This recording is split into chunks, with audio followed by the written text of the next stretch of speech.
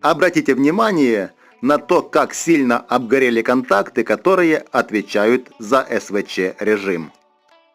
Ничего нового придумывать я не буду и почищу контакты обыкновенной мелкозернистой наждачной бумагой.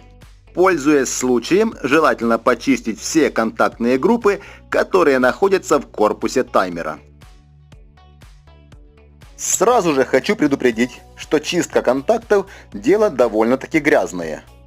Поэтому, если есть такая возможность, то покупайте сразу же готовый исправный новый таймер. А также не забываем смазать те места, где наши детали трутся друг об друга. Эта нехитрая проделанная работа продлит срок службы данного таймера.